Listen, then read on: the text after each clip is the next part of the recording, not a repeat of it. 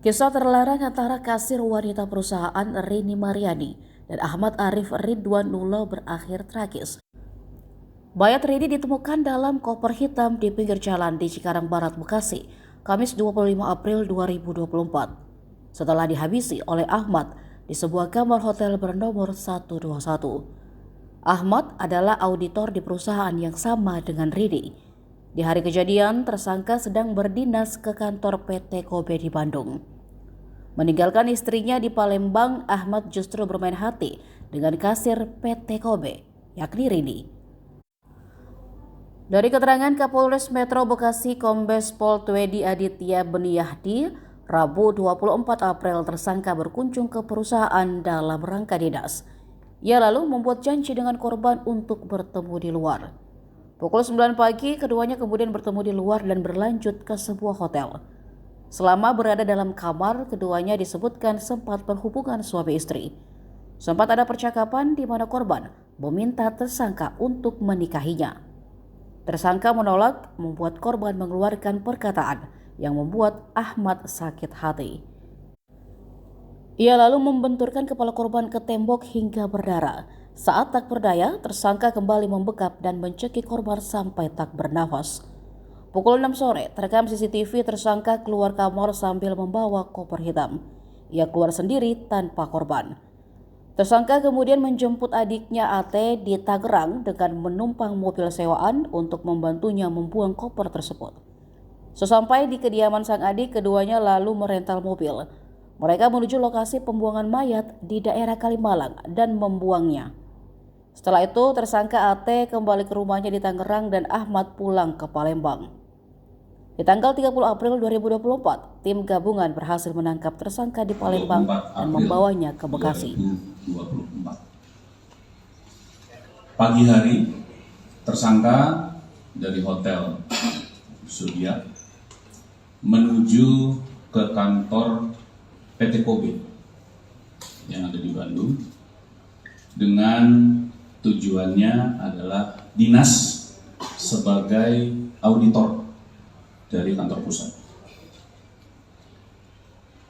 Di PT Kobe tersangka AARM ini bertemu dengan korban, kemudian berbincang-bincang dan mengajak korban bertemu di luar PT Kobe.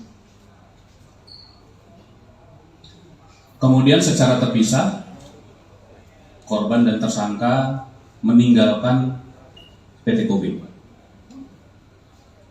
Setelah itu, di luar PT Kobe, tidak jauh jarak dari PT Kobe, mereka bertemu, mengendarai kendaraan roda 2 milik korban, menuju ke Hotel Zodiac. Di Hotel Zodiac, tersangka AARN dan korban sempat melakukan hubungan badan, hubungan suami istri. Kemudian setelah melakukan hubungan suami istri, terjadilah percakapan yang sebagaimana tadi disampaikan Pak Direskrimum. Jadi korban ini meminta pertanggungjawaban dari tersangka AARN, minta dinikahi, kemudian menyakiti hati tersangka, sehingga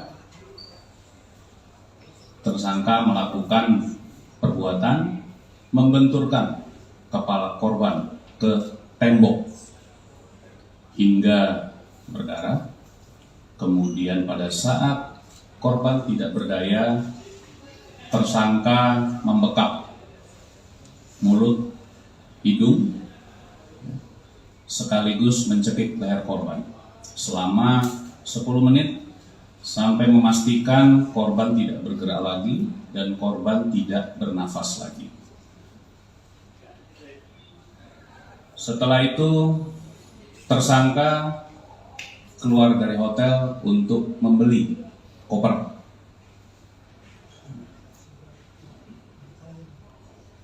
Berwarna coklat terlebih dahulu, yang ukurannya lebih kecil dari ini.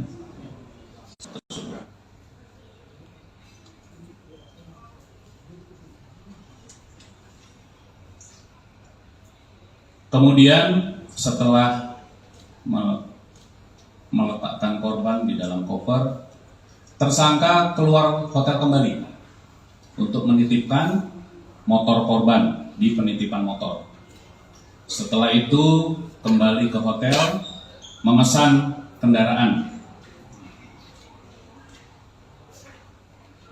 Memesan kendaraan untuk membawa tersangka dan korban, serta ada uang yang di dalam tas korban tadi, ke arah Bitung, Tangerang, untuk menemui tersangka kedua, yaitu AT, di mana tersangka kedua ini merupakan adik dari tersangka pertama.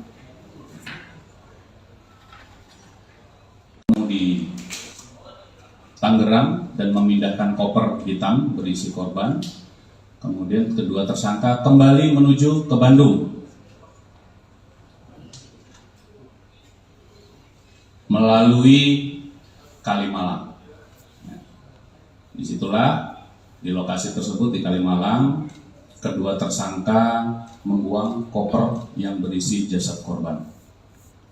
Setelah dari Kalimalang,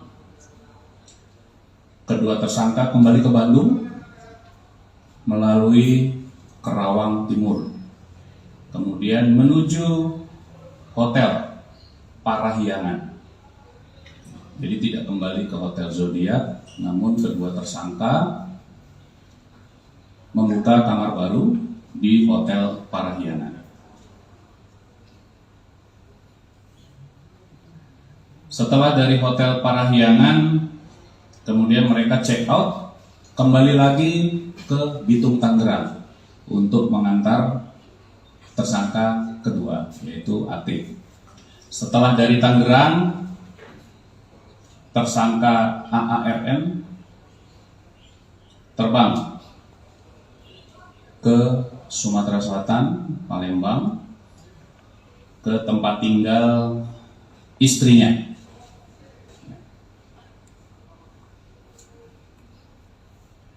Kemudian pada tanggal 26 untuk meminta kembali uang yang sudah ditransfer sebelumnya kepada yang bersangkutan. Sampailah di sana tanggal 30 terakhir, kemudian selanjutnya dilakukan pengamanan oleh tim gabungan tadi dari Polda Metro Jaya, Polres Metro Bekasi, dan Polda Sumsel di Palembang. Untuk selanjutnya kronologis penangkapan nanti pelaksana langsung Kasat Reskrim Polres Metro Bekasi yang akan menyampaikan kronologis penangkapan. Terima kasih. Download Tribun X sekarang, menghadirkan lokal menjadi Indonesia.